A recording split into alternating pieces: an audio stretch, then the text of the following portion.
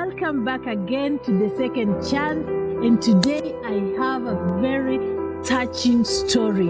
This is a story, if you hear it, it will touch you the same way it touches me. And this is a story about my good friend.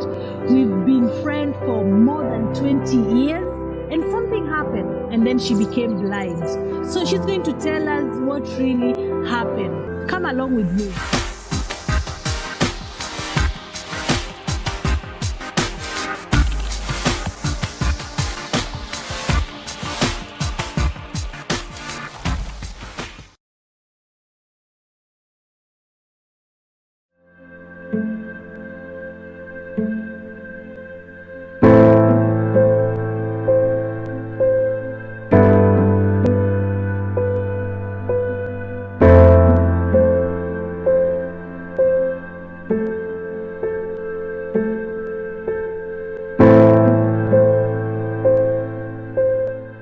Jessy, I am so happy to see you.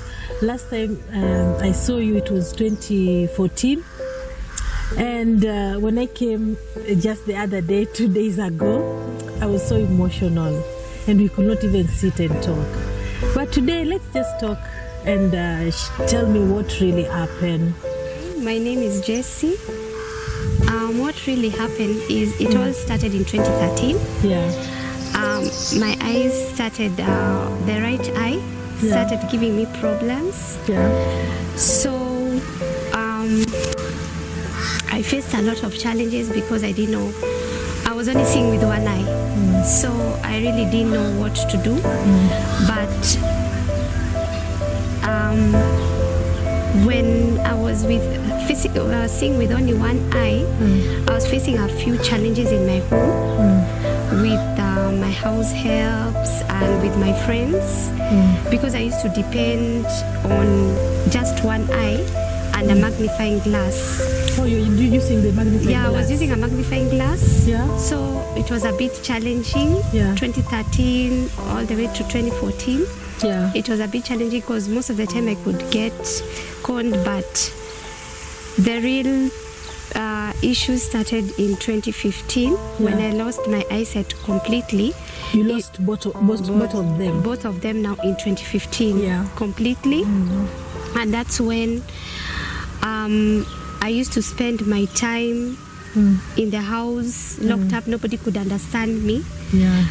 Nobody could care about whether I'm okay or anything. Because I didn't have a phone which could talk back to me.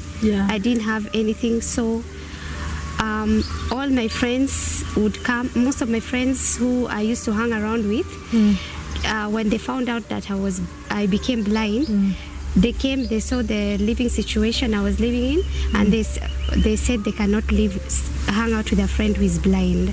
Wow, that's... And I was also in a relationship, and the person told me that he cannot date a blind person. He was not brought up to be with blind people. Jesus. So it was really tough for me, but I thank God that I had already surrendered my life to Christ. Yeah, that's good. But when I lost both sides, that's when I started losing money. You see, like you don't know. Someone can cheat you. It's 100 bob and maybe it's 1,000. Yeah. So there is one incident I had in South Sea with a house girl. Yeah. I gave her money to do shopping for me. Yeah. And she was supposed to be going for leave the next day. She didn't shop anything. So when she had left the next day, early in the morning at around 5:30, when I woke up at 6:30, the person who I left with told me there was no food at all. We went to the store and we found there was no food. Yeah. So it meant that I had to call my dad to come and help me shop. Yeah.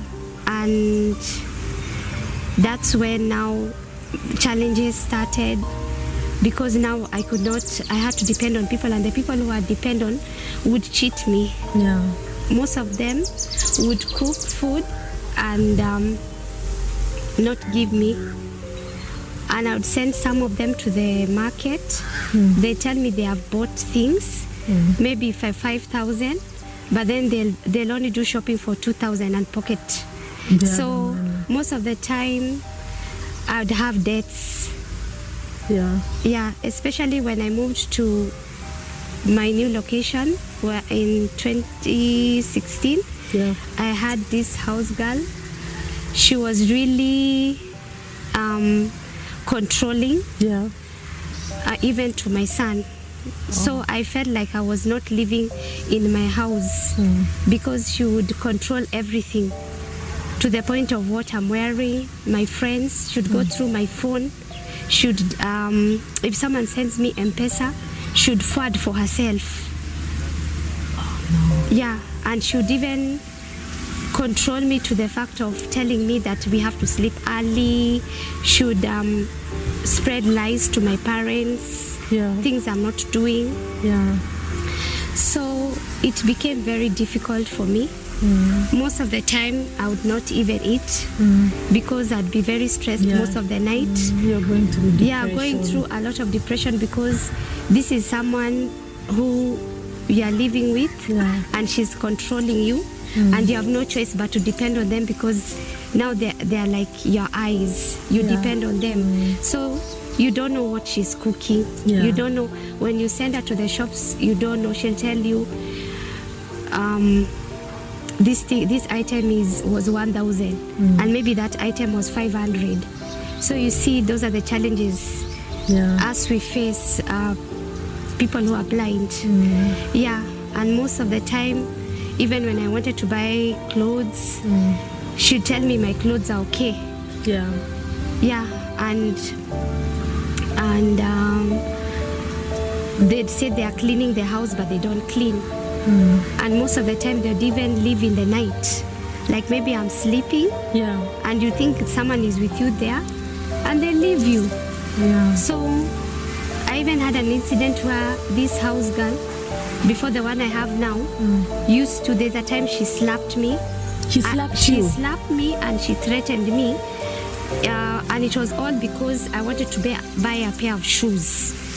And I was in a school of the blind. It was in 2017. I wanted to buy flat shoes because all my shoes were high heels. I remember. All my shoes were high heels and wedge. So you see, now I couldn't wear such. So I just got some small money and I asked her to buy for me flat shoes. And she told me, how can you buy flat shoes and there is no food here? Because you could give her 5,000 to buy shopping. By the time it reaches the 10th of the month, there is no food in the fridge. And she'd go telling everybody in the estate that I'm starving her, and yet she's the one who would steal from me. And you see, those are the challenges we face. It was really hard because even I could not make any friends. I could not make any friends with anyone because she didn't want anybody visiting me at all. Because she knew that maybe you could tell the story what is happening in the house. And that's why she was scared. And she knew she knew that my family members are taking care of me. Like they would support me, and she would go to the person who I'm close to and spread lies about me. So I used to feel like I'm not worth anything. I understand. So most of the time, I understand. I never used to have any peace in the house. I never used to have any peace in the house at all. She never used to let me go anywhere at all. That was sad. It was that was really, really sad. And I know some people will ask, where are your parents? What about your mom? My mom is around. But she lives in up country. But you see, she cannot support me. She cannot support She cannot you. support me at all.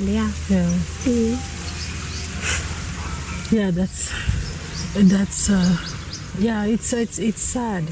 And what about the challenges going to school when you started your blind school? Did you get friends?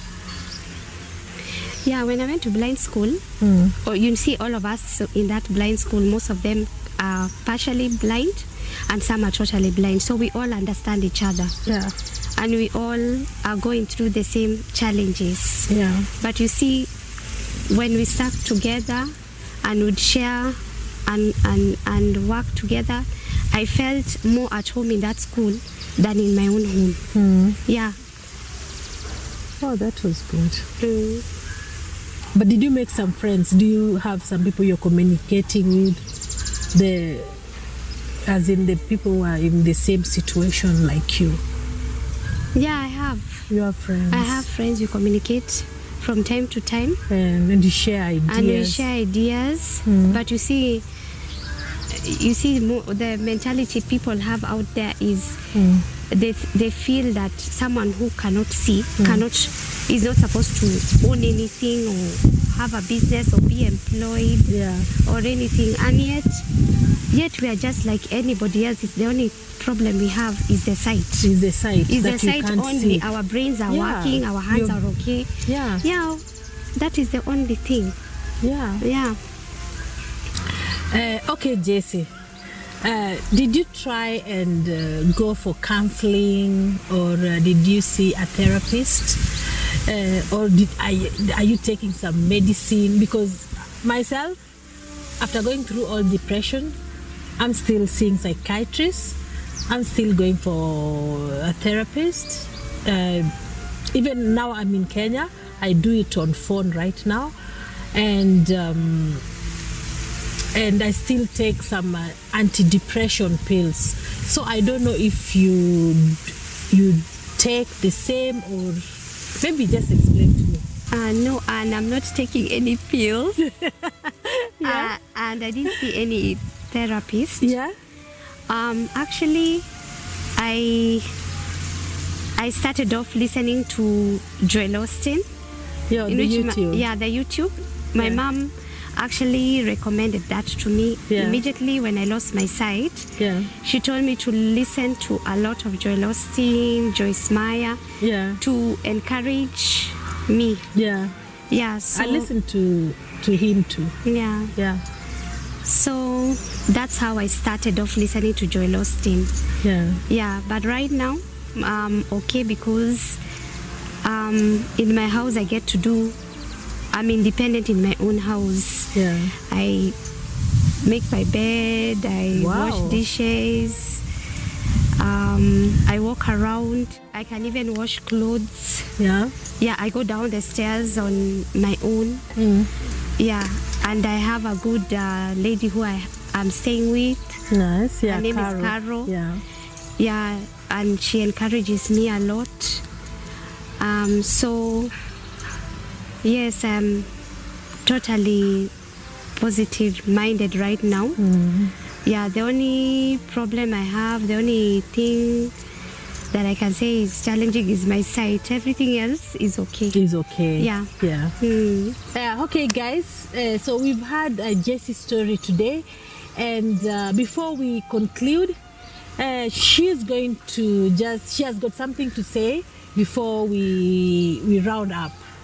So Jessy, tell us, how do you feel today? Grateful because I got a chance to put on makeup for the first time. That's nice. And that actually when you came,